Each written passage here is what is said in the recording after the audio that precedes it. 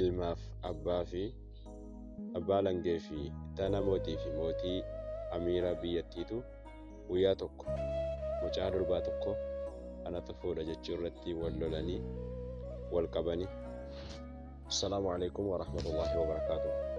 Hordoftoota keenya hadhas qissaa ajaa'ibaatiin isinitti dhufeetiin jira. Qissaan ajaa'ibaa illee hedduutu kan dubbatamaas turte ammas immoo kan hadhaamuun caalti jedheeti kan yaadu. Isinis waa'ee duniyaa keessatti akkamitti jiraata ilmi namaa duniyaa irraa gabaabbatamuu qaba yaaduu fi fixuu qaban jechuu keessatti.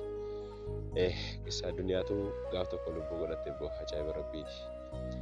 Namicha tokkotu awwaala irratti ilma wayii qabaa. Mucaa qabaa. Mucaan isaa sun duraan fuudhuu didee abbaan fuusifachuudhaa jedhee barbaada inni fuudhu jedha. Gaaf tokko mucaan kun intaloo wayii argee abbaa isaatiin galee yaa abbana fuusisiinaa haasa'ii jedheen. Innaan abbaan wagga kana dhaga'u irraa jaallatee maal ilma koo waan wayii sisuu innaan dhidhee akkam si fuusifne jedhee itti gammadee si fuusisaa dubartittii na agarsiisii intalootti na agarsiisii dhaqee akka si haasa'uuf jennaan mucaan dhaqee agarsiifate abbaa isaatiin. Abbaan wagguma argee jedhu ishii lakki umuriin isii dheertuudha jedheen. Umuriin isii tureera dulloomteetti si dulloomtuu kokootiitti malee hin taatu jedhe akkaan jaallatee mucaa sana irraa deeffachuudha jedhee akkas jedhe.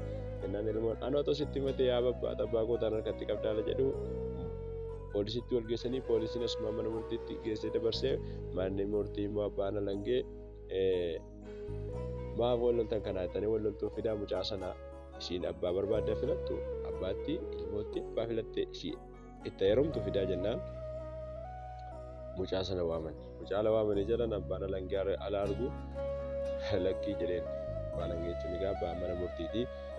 Lakkii mucaan kun siin bar waama mandara keessa deemtu siin lamman nama qulqulluudha nama ibaadaa hojjetu gadi hin baatan waan bal'anu siin immoo abbaa badiiti anatu akkasii siin anaa malee siin hin taatu jedhee harkatti qabe.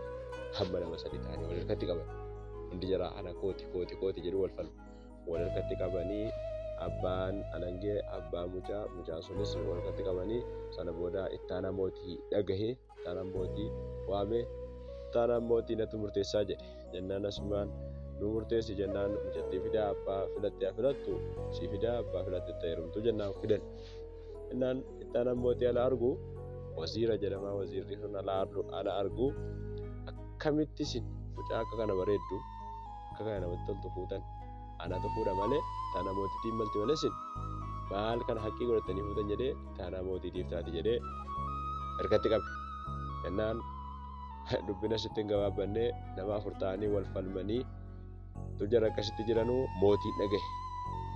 Mootiin biyyattii wagga dhagahee jedhu amiirri biyya sanaa wagga dhagahee jedhu waamee warra kana arfan waamee kottaa jedheen anatti isinii murteessa baay'ees waliin dhabinaati mootii bira gahee wanni abiree dubbiin hiikkachuudhaaf jiru kottaa isiniif murteessaa jedheen. Jennaan asumaan waggaa waamee jedhu akkanatti nu kun abbaa qabaa jedheen.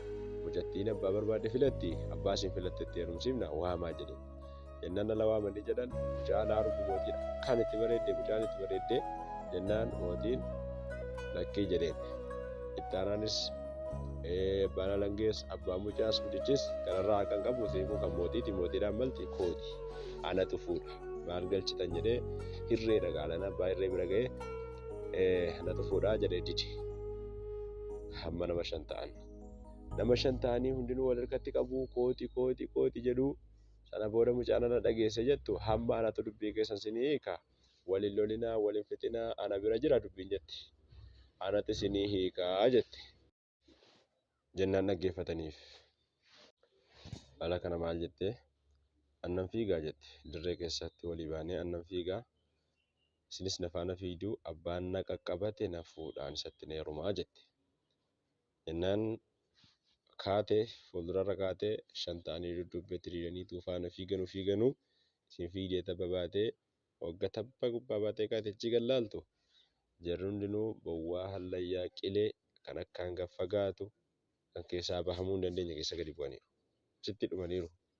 Innaan asumaan 5 jaraa dhumee gadi garagaltee chidhaa tabbar dhaabattee ana beeytu jette ambar jette duniyaadhaan duniyaa isa ilmi namaa jala dhangala'u jala yaa'u takkoon namaa naan milkaa'uu hin danda'u hamma hammaatti ilmi namaa akkuma kana nafaana fiigee dudduubbee kan koo yaa'ee isaa dhabamti. Akkuma kana qabriitti nama akkuma qileetti hadha gale kana qilee kana keessaa bahuu hin dandeenye qabriitti nama utuu of hin yaadatin ibaadaan hojjetiin akkasitti tuna faana fiiguu dudduubbee koo tuna qaqqabateen naan hin milkaa'in ilmi namaa akkasitti na faana dhumaa jettee akkasitti gabaaftee duniyaan akka kanatti ilma namaa balleessuu deemti.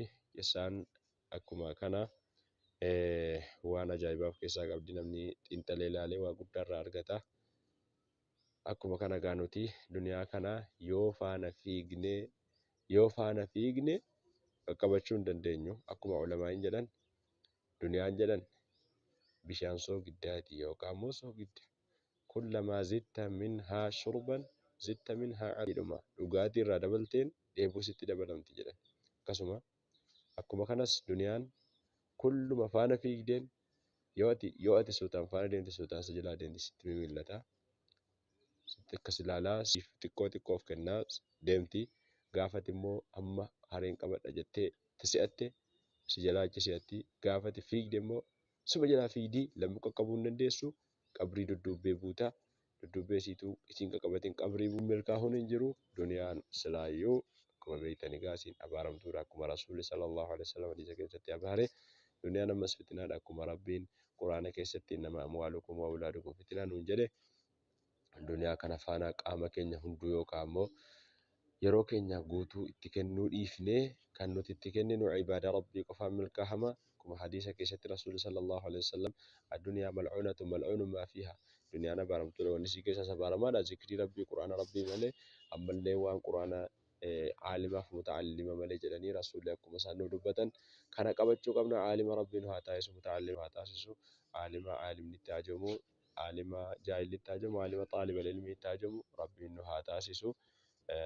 Akkasii qissaan akkuma kana waan nuusaatu jira. Qissaa hedduu isaa yoo Rabbiin jedhee kan akka kana of keessaa qabdu isiniif qopheessuutu jira. Namni dhagahuu barbaadan gamoo kanaan tiiktookii keenyas fooloo godhaadha. Laayikiidhaan nu jabeessa. Yuutuubii keenyas guddaagaa yuutuubii irratti isin argattu. Yeroo hedduu yuutuubii irratti argachuu dandeessu. Yuutuubii keenya saabskiraayib ishtiraaka godhachuu hin dagatinaa. Kommentii irrattis nu barreessaa. Laayikis nuuf godhaa. Waan rakkise yookaan immoo waan irraa haasa'amuu qabu waan nuti irratti hojjechuu qabnu namni yaada qabdan nuuf barreessaa. Waan hundaafuu qophiidha. Barnoota akkaataa waan itti babanatan imeelii guutan waan akkas paayipaalii guutan waan intarneetatti fayyadaman intarneetarraas gaafachuu ni dandeessu. Wassalaamu alaikum warahmatullahi wabarakaatuh.